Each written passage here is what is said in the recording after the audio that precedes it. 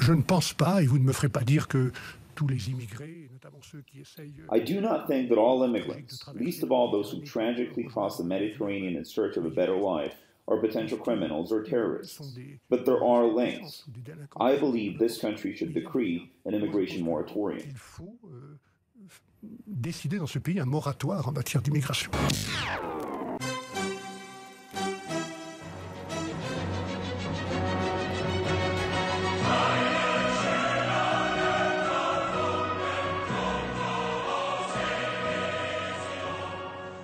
If the West relies on external shocks to border up, COVID may be failing the test of criticality.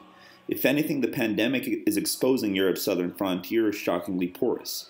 As many as 8,000 migrants, predominantly Moroccan, have illegally reached the EU enclaves of Ceuta and Melilla over a record span of 2 days, swimming around the 20-feet barbed wire fencing that Spain built in the 90s to prevent stampedes, or else walking the same route at low tide. The Spanish right cries out invasion whilst accusing Moroccan authorities of stoking the inflow. The southern neighbor's failure to police its side of the equation through beefed-up patrols is arguably a riposte to the treatment for COVID at a Spanish hospital of a militant leader from the Western Sahara. This strip of flatlands on the Atlantic was hurriedly evacuated by Spain's military upon the death of military strongman Francisco Franco, with the militant group POLISARIO rising to claim independence against the heavily militarized grip of Rabat, which also happens to stake historical claims over Ceuta and Melilla. Unsettled as the backstory may seem, the images of young men erupting by the hundreds on Spanish beaches are already reminiscent of the refugee crisis 6 years ago. Though Europe's overall intake is still nowhere near 2015 levels, the migrant routes connecting North Africa to the continent are realigning eastward to Spain, with inflows into the country reaching 20-year highs. No guest on the show this week, just a detour into the latest flashpoint in Europe's unremitting migrant crisis from yours truly. So enjoy the episode.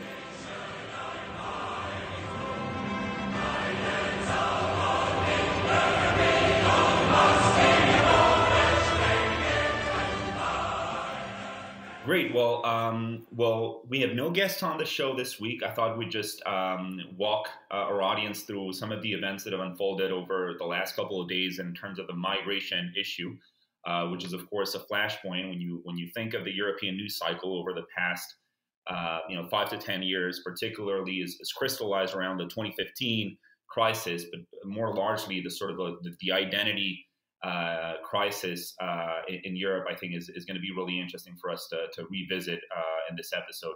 And what we've seen is Spain is really having a central role in this issue. And over the last couple of days, we've seen as much as 8,000 asylum seekers, migrants illegally crossing into Ceuta and Melilla, which are two enclaves that Spain still holds in the African continent. These are small cities that are autonomous territories within Spain's within Spain. Although Morocco still claims them, and we'll get into some of the interesting geopolitics around that issue. But we've seen really an unprecedented amount of migrants reaching into these two enclaves just over the last couple of days. And what's so interesting is that this is a march. This is really a larger trend. It has unfolded over the last year or so. Spain is becoming an entry point for illegal migration into Europe. I mean, a lot of our audience will be rather familiar with other entry points in Greece and Italy, right? Places like Lesbos and Lampedusa and Moria, and islands in Sicily and Greece where refugee camps were built. I mean, like asylum seeker camps were built in 2015, and those really kind of caught the attention of the media. And now we're seeing these flows kind of realign along Spanish routes. I mean, this is something that a lot of our audience may not even be aware.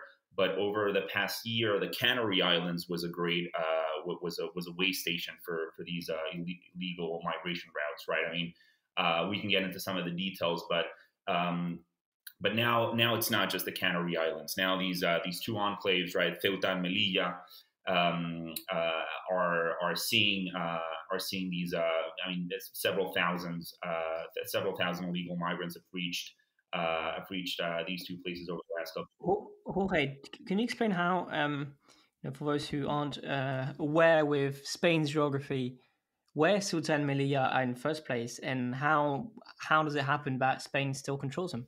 Yeah, this is a really interesting point of context. I mean, Ceuta and Melilla have been Spanish territory since the 17th century.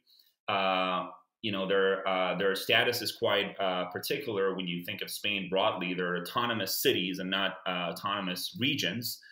So their report to the Spanish state is quite particular in terms of the policy issues over which they have autonomy, right? But they're firmly anchored within Spain's territory. Morocco still claims them, right, for sort of historical reasons. And I know you've caught up with some of the issues in the Western Sahara and how those have been playing out. So maybe you want to say a couple of words. Yeah, I think when there's kind of flashpoint on immigration, there's a lot of reasons. There's kind of more structural reasons, but sometimes there is an event, a small event that just sparks the whole thing up.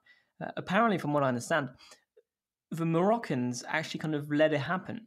Usually they try to control, they try to avoid that kind of flow of migrants, because most of the migrants going right now into Ceuta are actually Moroccan. They're not from sub-Saharan Africa, they're Moroccan. And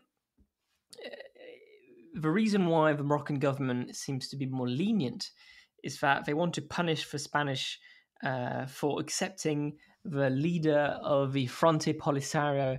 He's currently in Spain, being in hospital for illness he has.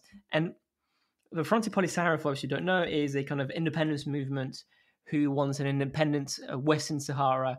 Again, Western Sahara is part of Spain's empire. Morocco claims it, and the Frente Polisario is leading the fight to make sure Western Sahara is independent. And so the Moroccan government wants to punish Spain for hosting him. So yeah, it's a complicated issue, and it's an impossible situation for Spain because they've got this colonial guilt, and they don't want to be too harsh on Western Sahara and Frente Polisario. And at the same time, they've got diplomatic relations they need to deal with Morocco. So it's a tough situation. Yeah, and just going off of your first point in terms of the demographics, really this is a key point, as you said. If you look at the inflows that have taken place over the last year, and as we said. Since pre-COVID times, the spike in inflows, right, had largely concentrated around the Canary Islands, right? These were dugout boats, right, like boats that were reaching the Canary Islands, which is really just a very short trek away from Western Sahara. This is. I was figuring out the distance on Google Maps and. A few weeks ago, and it turns out that it's a shorter trek than Manhattan. So it would take you less. It's a shorter length of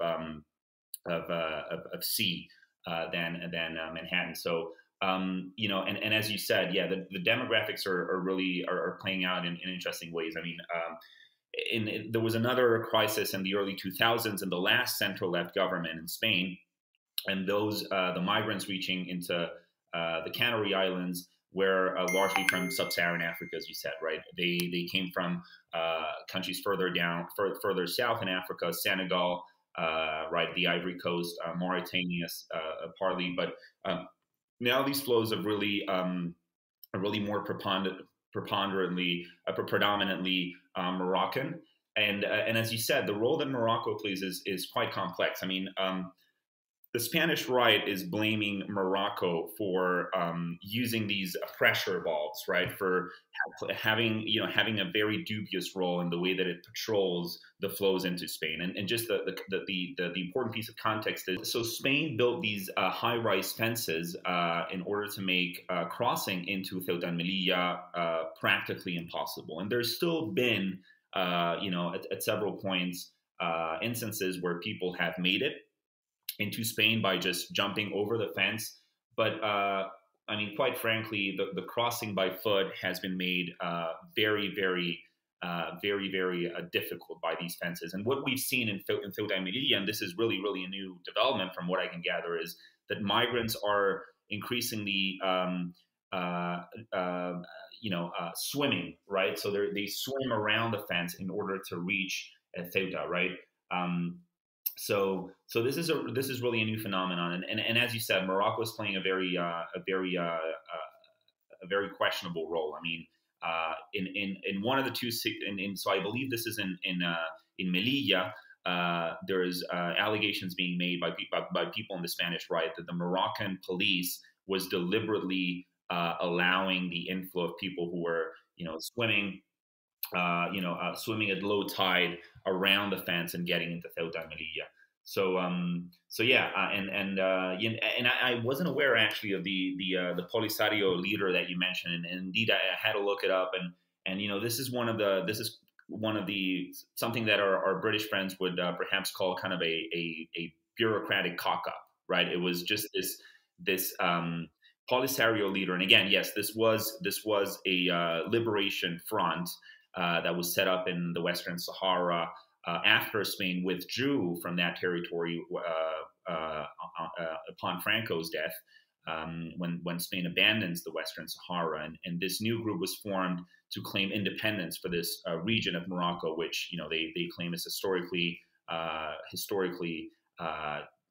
separate from the Moroccan nation. So they treated this leader in a hospital in northern Spain, and then Morocco apparently is kind of playing politics around the issue and using the police and its control over the flows as a pressure valve, which they regularly kind of release pressure in order to let these migrants travel, and this is really creating a diplomatic conflict between the two countries.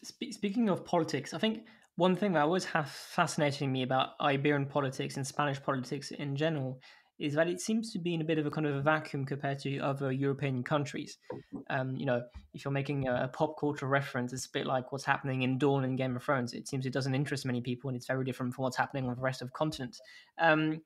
But I think what's interesting in Spain is that the question of immigration has not been historically, in the past 10, 15 years, a hot button issue like it was in most European countries. Now, it has slightly changed over the past few years with the rise of Vox and whatnot, but it's nowhere as close as it is in France or even in Germany or Italy. Is this an impression, or is this really a topic which has become important only of very recently? No, absolutely. I mean, I think a large reason for this is that historically, but particularly since the onset of Spanish democracy in 1978, the migration into Spain has come predominantly from Latin America, so from countries that are culturally proximate to Spanish culture. So the kind of cultural confrontations that you've seen in other parts of the continent, the cultural wedge driven by illegal migration and the issue of assimilating into European culture hasn't played out that heavily in Spain as it has in other countries. Indeed, the rise of Vox, this sort of nationalist conservative party, is kind of placing immigration, in the center stage of politics in a way that it just wasn't in, say, the early 2000s. Yeah. So I think it really also ties nicely into the European debate, because we saw a couple of days ago, I think, a couple of weeks ago, Michel Barnier, the former commissioner, come out with a really interesting statement on migration. I know you've got a lot to say about that. Yeah, which surprised quite a few people. But he said immigration in the EU is not working. I think we have to take the time for 3 or 5 years to spend immigration. I'm not talking about students or refugees who we need to treat with humanity and care, but we need to examine all the procedures. We have to discuss Schengen with our neighbors. We have to apply controls on our borders. We need to be more rigorous. And he also said there are links between immigration and terrorist networks that infiltrate migrational flows. This is a little bit surprising coming from Barnier, especially given how he was caricatured to some extent in British media as being this wishy-washy liberal and all about the full freedoms of movement and whatnot. Some people say it's a bit cynical from Barnier, after being this figurehead for the EU, adopting much more kind of nationalist rhetoric. But there's also a reality. Michel Barnier wants to become the next president of France. We covered this in our special episode on France, and we both think it's unlikely he has a shot at becoming president, but he wants to become president. And there is a strong demand in France, but not just in France. There's a recent study by Fondapol on saying that people in Europe are much more right-wing than they were 15 years ago.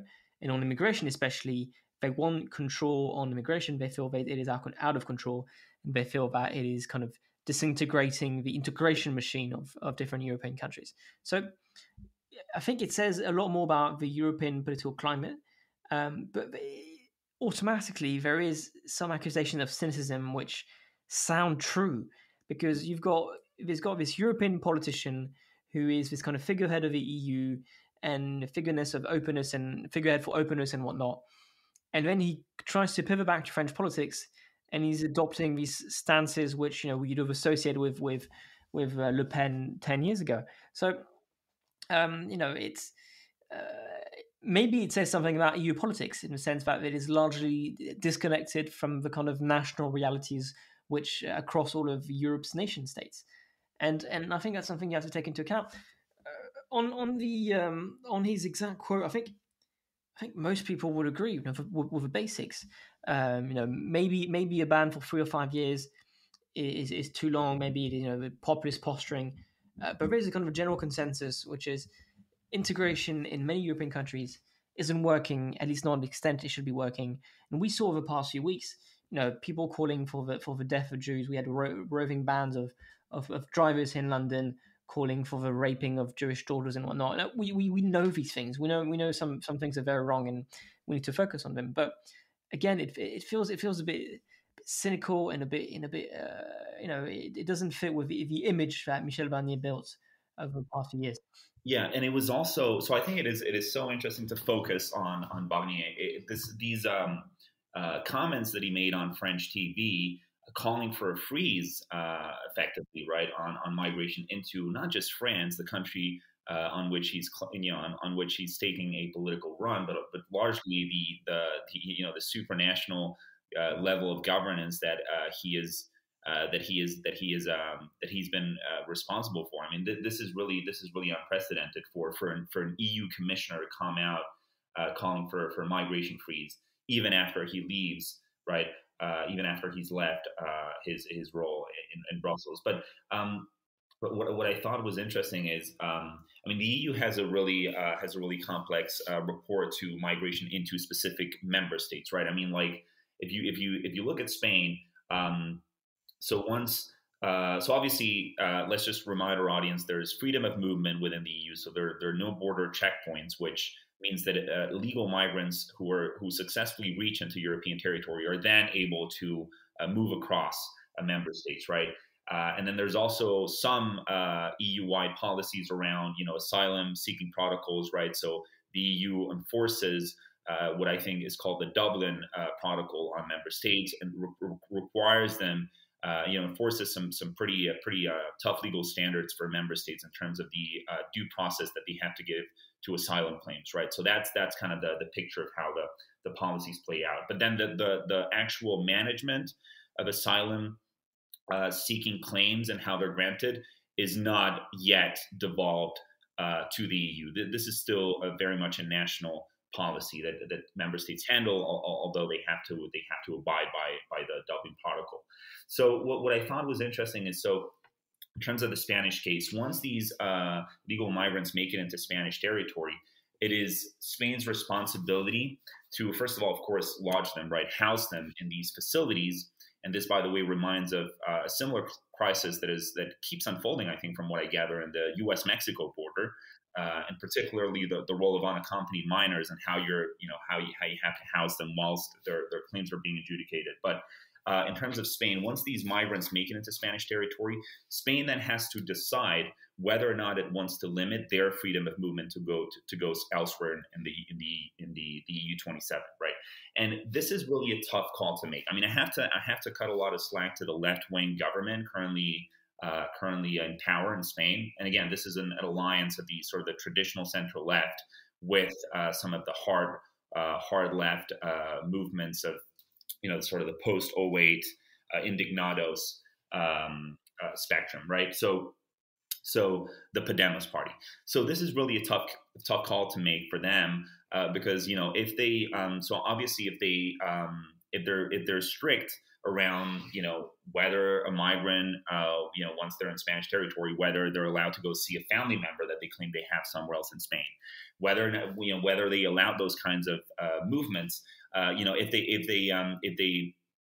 if they limit them, that would create a huge crisis, and the Spanish left would be up in arms, right? Saying this is a fundamental violation of their right to go see their family member, even though they're not a legal migrant. They should be allowed to go see the legal migrants in their families, or the people who legally reside, or even citizens of Spain. But then on the other hand, by allowing these movements, the issue of migration becomes European in scope. Because the EU doesn't want another refugee crisis, right? It doesn't want to have to negotiate quotas between member states. It doesn't want, France to complain that these illegal migrants are reaching through the Spanish-French border into France because Spain doesn't patrol its borders well enough, right? So it's a really, really tough call to make, and the reality is that the EU is not doing enough to help member states patrol the borders externally. I mean, there's this thing called the Frontex mechanism, whereby the EU dispatches these patrols to areas where they're most needed. But the fact of the matter is that Spain, behind the scenes, this left-wing government in Spain is arguing behind the scenes in Brussels for greater EU involvement, and this is from a left-wing government. So I think it just goes to show that the migration framework that governs the EU 27 is full of loopholes. You can get as an illegal migrant, you can get into one of the 27 countries, and then if that country doesn't do enough to keep you in the spot whilst it judges your claim, then you can go to another country where you're not going to be you may not be welcomed in the first country, but you will be even less welcomed in the second country, right? It really is a deficient framework, I think, in many levels. So I know for a fact that I think half of the people who crossed the border illegally have been sent back to Morocco. So very some pushback by the Spanish government.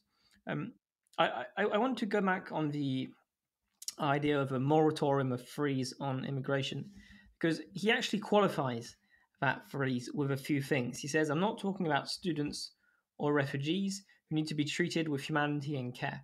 But I'm going to take the example of 2019 rather than 2020, because 2020 was a strange year for everyone. But most immigrants come here for family reasons.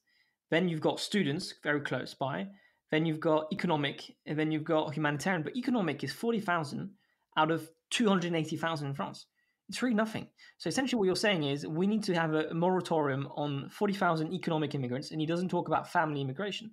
But again, if you block family immigration, and Barnier knows this for a fact, you're going to have problems with French courts. Now, he says you can change the constitution, perhaps, but he's also going to have major issues with the European courts. And it's going to be really hard to convince the European Court of Justice that you can constrain family immigration, and it's going to be even harder to convince the European Court of Human Rights, which is a different court, which is part of the Council of Europe, whereas the ECJ is part of the EU. You're going to have to convince the European Court of Human Rights as well that you're allowed to constrain family immigration. I think I think that's an issue with a lot of kind of right-wing populist, or kind of maybe more mainstream politicians who say, yes, we need to constrain immigration, we need to cut it down. The reality is, a lot of the immigration coming to Europe is not the result of discretionary. A lot of immigration to Europe is not a discretionary fact. It is kind of a right. A lot of people come to Europe as a right because they've got family there. and there's nothing really that governments can do within the states of European law and often national constitutions. They can't really push back because they're going to have, if they want to push back, they have to be ready for a major confrontation with their domestic courts. Again, that can be, you can go around it by changing the constitution a little bit, but then you're going to have a major legal fight against European courts. And I think Barnier knows this for a fact, and he doesn't talk about it that much because it's an uneasy position for someone who's a former commissioner and a former figurehead of the EU. But I think that's something more mainstream and even populist right politicians have completely ignored, which is the reality, the legal reality of Europe.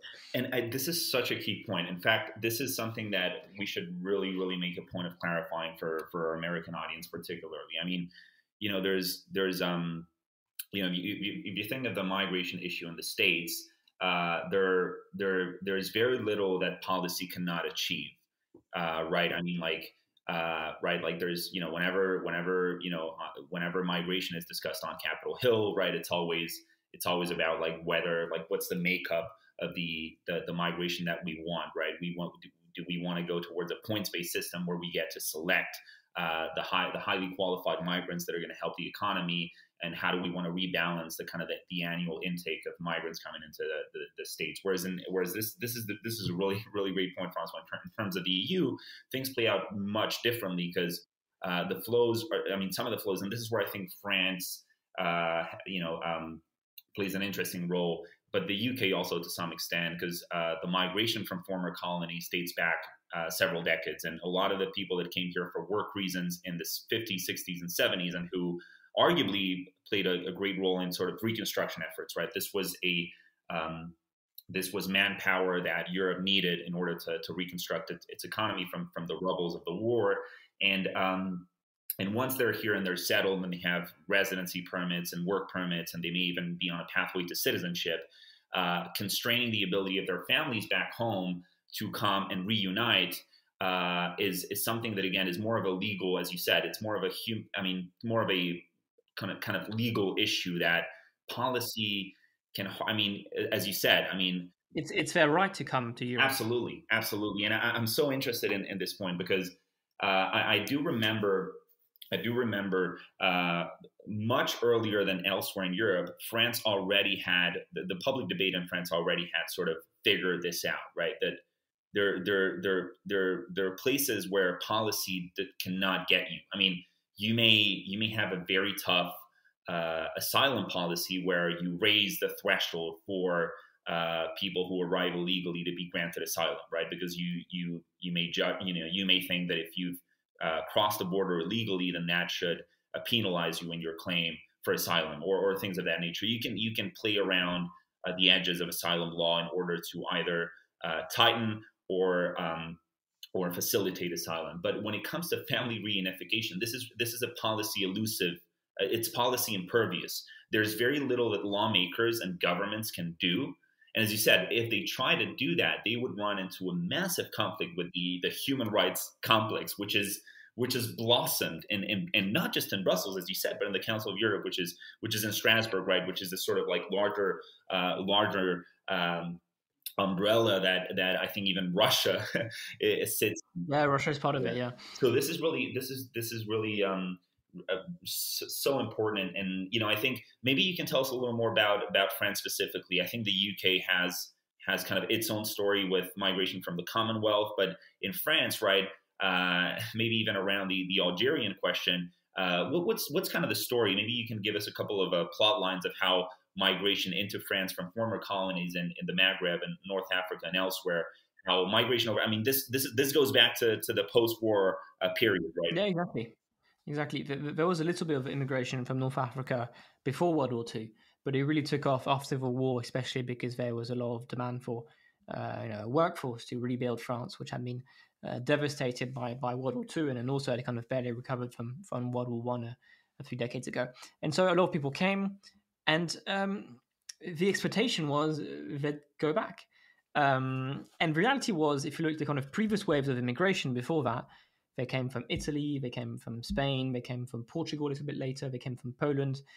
And the reality was actually a lot of them left. Half of them to 2/3 of them actually left it and went back because France was actually very demanding on its immigrants, and said, okay, if you want to live here, you're going to have to assimilate. And a lot of people changed their first names to take French names, or they would kind of franchise their last names, from kind of complicated Polish name to pronounce in French. They kind of cut it.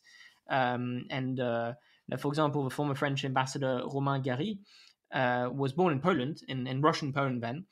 And he I forgot his Polish last name, but his mum took a kind of more French last name, Gary. So it was very common. And then the kind of 60s, 70s, with kind of a shift, and there was a 70s, 80s, more likely actually, there was a shift where demands on immigrants were less important, assimilation was less stringent. So what happened is actually a lot of people who used to leave actually stayed in France. And they and to be honest, the French government wasn't ready for that. They thought people would go back, so they had to build facilities, and so we built the HLM, which are kind of affordable housing, and especially in the French banlieue and whatnot. But we weren't prepared for it, and it was a bit of a surprise. And then on top of that, in the late 1970s, we had regroupement familial, which allows family immigration. Then it was progressively extended to kind of not just kind of the nuclear family, but then it kind of allowed kind of a more broad understanding of what family was. And you reach a point in the kind of 80s and 90s where a lot of people from North Africa stayed, and that wasn't expected. And that created a lot of tensions. It kind of changed the demography of electoral demography of French banlieue and whatnot. And so again, we reached a point when we realized that economic immigration in France is only 40,000 out of 280,000. It's peanuts. It's really nothing. Most people coming to France are either students, that's 90,000, or through kind of family regrouping, that's also 90,000. And humanitarian is 37,000. But the large chunk is for students and for family regrouping. And to go back on the question of assimilation, it was a really, really good book for those who want to read about French politics and society, which was published by a pollster called Jérôme Fourquet, called The French Archipelago. And in French Archipelago, there's no ethnic data in France because kind of historical reasons, but he studied the names given to children across generations. And what was really interesting is he kind of zoomed in to the north of France in the late 1930s to early 1950s, because there's a lot of Polish migrants who came after World War I to work in the mines, in the northern mines of France, and in Nord-Pas-de-Calais and whatnot. And what's really interesting is there was really a huge influx of Polish names given in the late 1930s. But what is interesting is progressively that number kind of flattened until it completely died out in the early 1950s. And Fourquet explains the reason why the Polish people assimilated when they didn't go back home to Poland, but the reason why when they were in France they assimilated is because the flow to Poland was cut. And when you've got constantly newcomers coming from your home country, it kind of stops the process of assimilation because you've got newcomers from Poland who kind of keep you in check and make sure you're still Polish and whatnot. And so after World War II, and obviously Poland was under the Soviet control, so immigration became a lot harder, and so the influx of Poles kind of stopped pretty much overnight, and they all started giving their kids French names. And I think what is happening in France is you had large influx of North Africans coming in, but the flux never stopped. They kept coming, and so the pressure to assimilate actually wasn't as strong as it was for the Poles, for Spanish, for the Italians, because you'd have newcomers coming in all the time, and they would be much closer to the Algerian culture and the Moroccan culture than they would be to French culture. So they kind of stopped this process of assimilation, and especially given how concentrated French immigration was from countries in former colonies, especially in North Africa. So yeah, I think it's interesting insight onto why assimilation. First of all, I think the French were less true believers in assimilation in the 70s, 80s because it's demanding, it's tough, and also because people kept coming from North Africa, from Algeria, from Morocco, and that kind of reduced incentive to assimilate. Yeah, this is really, really interesting. I mean, we've got to discuss migration in all of its scope, right? Right, like. Yeah, we should do an episode with relevant people. Yeah, absolutely. And I know this is. I mean, there's somehow the migration issue really came to a head in 2015. Right, there was a string of books, and we had Chris Caldwell on the show a few weeks ago to discuss Italy, and he's a prolific author who's written a lot on migration and the cultural kind of echoes of the issue in terms of the assimilation and the integration, and obviously the role of Islam. And there's also Douglas Murray's book on the issue.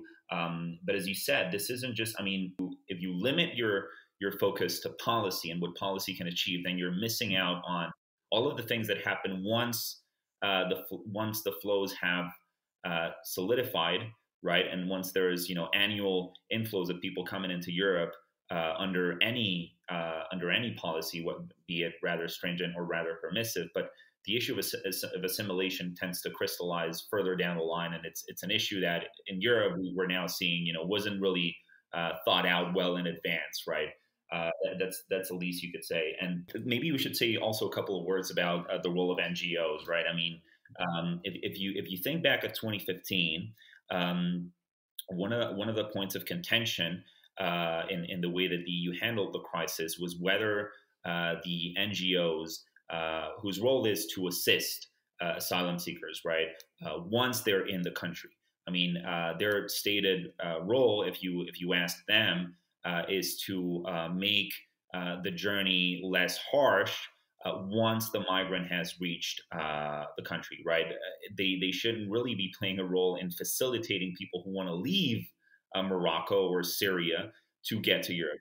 That would pose a whole lot of legal problems, and that's kind of the gray area where I think a lot of the NGOs have operated, and they've run into a lot of troubles with national law in some countries. We've seen countries like Hungary tighten transparency requirements for NGOs in terms of the how transparent they have to be with the government about their activities, because there's a suspicion, not even just coming from conservative right-wing governments, but I think more largely when you think of how the issue is debated in Brussels, the role of the NGOs is really complex. I'm not sure if you remember, there was a controversy a few years ago where some humanitarian ships were spotted essentially doing back and forth between Libya and Italy. Understand there's a lot of lives to be saved in the Mediterranean. But there's a moment where you start wondering to what extent are they playing the role of the smugglers. There's also, these organizations are also very powerful because they are facing against a hostile public opinion, which has turned against immigration pretty strongly across most European countries in the past few years.